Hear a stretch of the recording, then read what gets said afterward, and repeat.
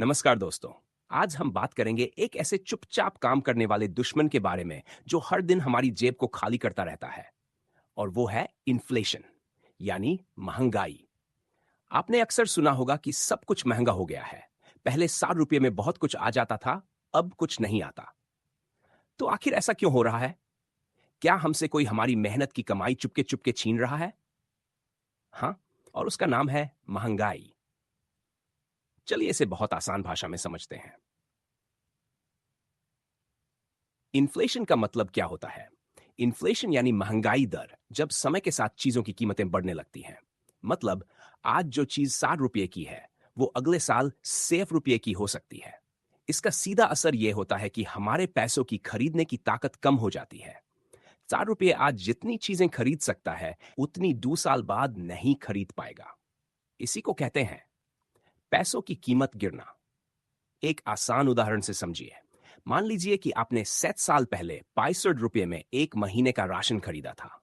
अब उसी सामान के लिए आपको 4200 या 2000 रुपये खर्च करने पड़ते हैं। क्या आपकी सैलरी भी उतनी ही तेजी से बढ़ी है? शायद नहीं। यही है इन्फ्लेशन की मार।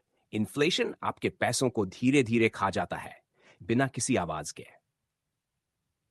इन्फ्लेशन क्यों होता है? इसके कई कारण होते हैं। वन, डिमांड ज्यादा, सप्लाई कम। जब किसी चीज की मांग ज्यादा होती है और सप्लाई कम, तो दाम बढ़ जाते हैं। टा, कच्चे माल की कीमतों में बढ़ोतरी। जैसे पेट्रोल या गैस महंगी हो जाए तो हर चीज पर असर पड़ता है। सरकारी नीतियां, जब सरकार ज्यादा नोट छापती है तो बाजार में पैसे ज्यादा हो जाते हैं और चीजें महंगी होने लगती हैं। श्योर, ग्लोबल इवेंट्स जैसे युद्ध, प्राकृतिक आपदाएं या अंतरराष्ट्रीय व्यापार में बदलाव। इन्फ्लेशन हमारे पैसों को कैसे खाता है?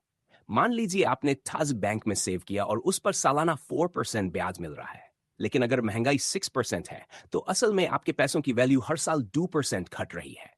यानी आपके पैसे बढ़ तो रहे हैं, लेकिन उनकी खरीदने की ताकत घट रही है। इसलिए सिर्फ पैसे बचाना काफी नहीं होता, पैसे को सही जगह लगाना जरूरी होता है। इन्फ्लेशन से कैसे बचा जा सकता है? अब सवाल यह है, क्या हम इस महंगाई रूपी राक्षस से बच सकते हैं? बिल्कुल।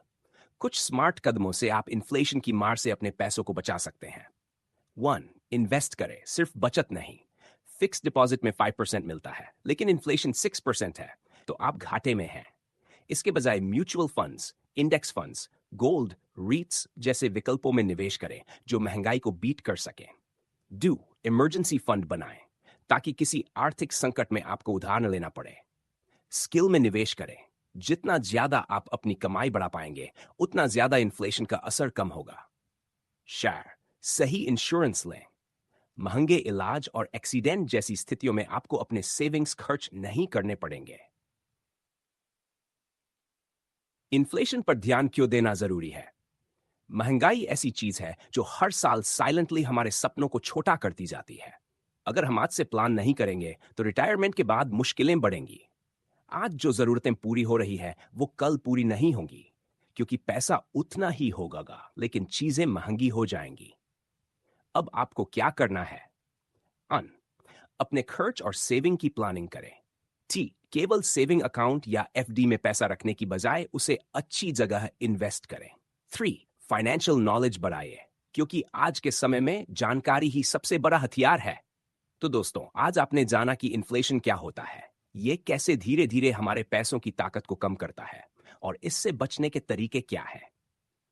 अगर आपको ये जानकारी काम की लगी हो, तो इसे दूसरों के साथ जरूर शेयर करें, ताकि वे भी अपनी मेहनत की कमाई को बचा सकें।